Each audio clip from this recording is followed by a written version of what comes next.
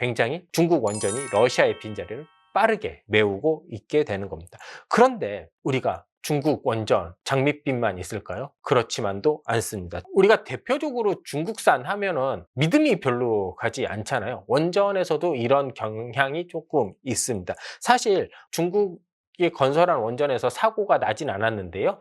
중국이 원전을 이룩한 경험이 시간 자체가 길지 않기 때문에 뭐 그런 것도 있고 생각보다 안전할 수도 있는데 중국에 대한 글로벌한 인식이 전반적으로 산업 안전성이 좀 낮은 걸로 평가가 되고 있습니다. 여기에 고질적인 좀 부패 문제도 있고요. 정보를 투명하게 공개하지 않는다. 이것도 생각보다 많은 단점으로 지적받고 있습니다. 사실 원전이라는 건요, 사고가 한 번도 나면 안 되는 발전소입니다. 사고가 한 번이라도 나게 되면 굉장히 크게 날 수도 있기 때문입니다.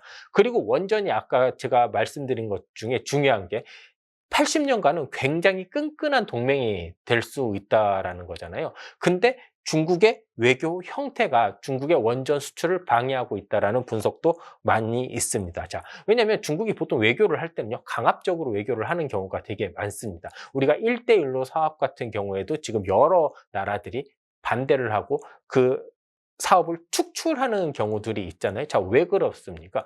중국의 자본이 들어와서 자기네들이 손해를 보지 않고 이제 다 챙길 거 다 챙기고 중국화시키고 있기 때문에 그거에 대해서 이제 염증을 느끼면서 이제 1대1로 사업에 적극적으로 참여를 하고 있지 않다라는 이제 이유도 꽤 있잖아요.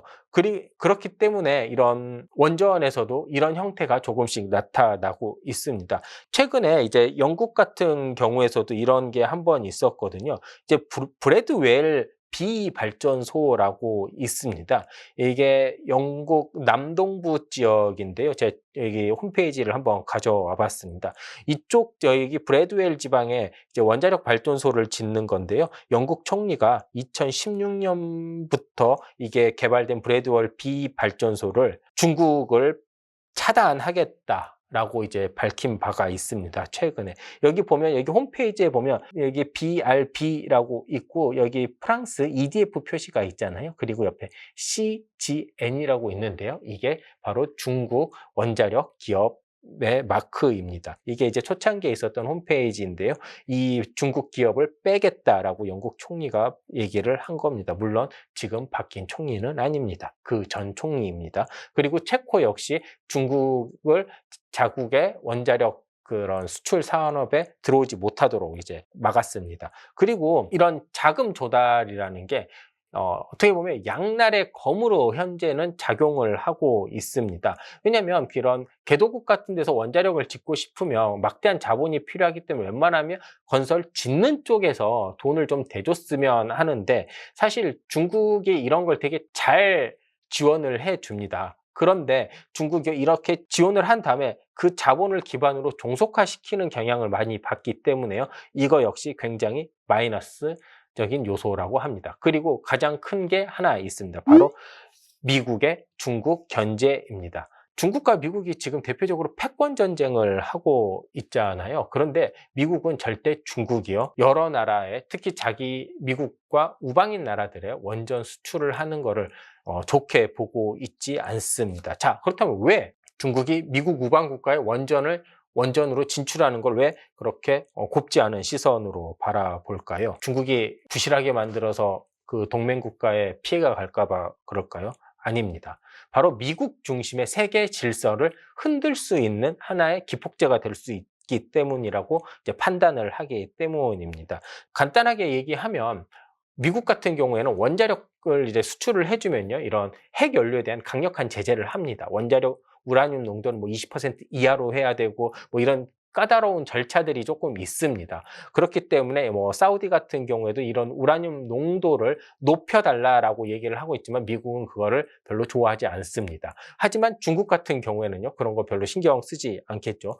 그리고 원자력으로 한번 이렇게 관계를 맺게 되면요, 80년 정도를 이제 되게 밀접하게 지내야 된다라고 하잖아요. 지금같이 이렇게 블록화가 심하게 되고 있는 이 시점에서 그런 거를 절대 원하지 않을 거라는 겁니다. 그리고 실제로 이렇게 원자력 발전소는요, 그 양국 간의 1대1 이런 외교에서 굉장히 끈끈함으로 유지될 수 있도록 많은 역할을 합니다. 실제로 프랑스가 1973년 이제 그때 오일 쇼크가 막 일어나고 기름값이 막 천정부지로 상승을 했었잖아요. 이때 안정적으로 석유를 보급받기 위해서요, 이런 중동 국가, 그러니까 산유국에 원자력을 직접적으로 지원을 해준 사례가 있습니다. 그리고 미국도 관계가 좋지 않았던 인도와 파트너십을 강화하기 위해 2008년 원자력 발전소 협정을 체결을 하기도 했습니다. 우리나라 역시 UAE와 2008년에 그런 바라카 원전 수주에 성공한 이후 관계가 더욱더 돈독해졌었고요.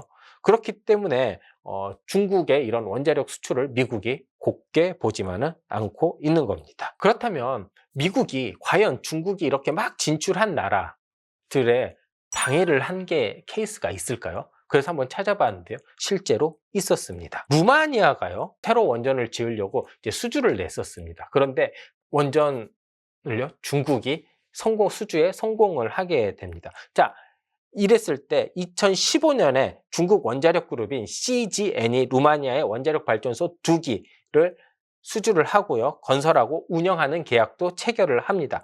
그런데 2020년 6월 루마니아 대통령이요, 이걸 취소해 버립니다. 자, 2020년 6월이면 언제일까요? 2019년부터 이제 미중 핵 무역 전쟁이 심화가 됩니다. 그러면서 이제 2020년 6월 전까지 미국이 압력도 넣고 회유도 하고, 그래서 루마니아 대통령을 설득을 하게 됩니다. 그래서 2020년 6월 중국이 건설하기로 했던 이 원자력 발전소 2개를 까버리고요, 그 딱 4개월 뒤 중국 CGN 그룹 대신에요, 미국 에이콤이라는 회사가 들어가서 이 원자력 발전소를 수주하게 됩니다.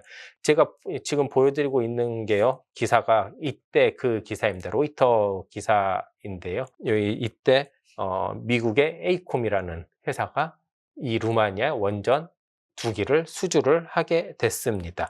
그런데 이거 루마니아 같은 경우에는요, 뭐 중국을 단순히 경제하는 차원도 있는데, 여기 실크로드 경제 벨트에 보면요, 루마니아가 딱 그 통과하는 그 선이라고도 하더라고요. 그러니까 미국은 중국이 막 이렇게 외국으로 팽창하는 것을 원하지 않는 겁니다. 그렇기 때문에 이런 가장 핵심, 특히 유럽으로 들어간 이 핵심을 막고자 이 루마니아를 설득을 하면서 이런 원전 외교가 이제 펼쳐졌었던 겁니다. 자, 그런데 뭐 미국과 중국 서로 두 나라가 이제 패권 전쟁을 하면서 뭐 그렇다고 치자고요. 그러면 이런 그 패권 전쟁에 통해서 원자력 시장이, 수출 시장이 이렇게 뭐 재편되는 과정들이 있을 거 아니에요. 그러면 우리나라는 현재 미국 편인 거잖아요, 뭐 간단히 얘기하면. 그러면 이런 게 우리나라 원전 수출에 도움이 될까, 안 될까를 마지막으로 한번 짚어보도록 하겠습니다. 과연 도움이 될까요? 어쩔 때는 도움이 되고 어쩔 때는 도움이 안 되겠죠. 물론 케이스 바이 케이스대로 다르겠는데요. 제가 한번 살펴보고 싶은 곳은 바로 사우디입니다. 자, 사우디 같은 경우에는요, 뭐 100조 원 정도를 수주를 하겠다, 이런 얘기를 많이 합니다. 규모도 엄청 크고요, 개수도 상당히 많습니다. 자, 그럼 이 사우디를 우리나라가 미국과 협력을 했었을 때 과연 긍정적으로 작용을 할 것인지, 당초에는 굉장히 긍정적으로 작용할 거라고 생각했습니다. 왜냐하면 이런 원자력 협정이라든지 사우디아라비아가 미국의 굉장히 친미적인 국가였기 때문에 이게 우리한테 굉장히 득이 될 거라고 생각을 했는데요. 사실 최근에 와서 미국과 사우디의 관계가 조금씩 틀어지고 있잖아요. 뭐 바이든 대통령은 의미심장한 보복까지 막 얘기를 하면서 여러 가지 압박을 계속해서 해가고 있고요. 뭐 사우디 같은 경우에는 그런 감산 결정 이후에 이런 바이든 대통령이 이런 걸 뭐 달래기라도 하듯이 국왕이 나와서 뭐 우리가 잘하겠다 뭐 이렇게 얘기를 하고 있지만, 과연 MBS는 어떻게 생각할지는 아무도 모르는 거고요. 그리고 여기에 최근에 사우디아라비아 왕세자가 우리나라를 다음 달에 방문하기로 했는데 뭐 방문이 취소됐고, 여러 가지를 봤을 때 잘 모르겠다라는 의견도 많이 있습니다. 이게 사실 여기에서 이제 추가적으로 더 얘기해야 될 게 많은데요, 그렇게 되면 너무 길어지기 때문에 추가된 이야기는 다음 시간에 따로 준비해서요, 또 전달을 해 드리도록 하겠습니다. 뭐 어찌됐건 현재 이렇게 원전 이야기를 오늘 쭉 한번 해봤는데요. 과거 동서냉전, 이념적인 동서냉전이었다면요, 현재는 이제 에너지를 기반으로 하는 냉전으로 어쩌면 다시 돌아가고 있는 것 같습니다. 뭐 완전히 답이라고 절대 얘기하지 않겠습니다. 재생에너지도 있고 수소도 있고 여러 가지 좋은 에너지원들이 많이 있습니다. 그런데 당장 쓸 수 있는 에너지원들 생각에 따라 다르고 뭐 정치적 이념에 따라 다를 수 있겠는데요. 이런 변화기 분명 가장 정치적이고 가장 이념적인 에너지인 원전도 뭔가 한 자리를 꿰차지 않을까, 뭐 이런 생각을 해봅니다. 지금까지 들어주셔서 감사합니다.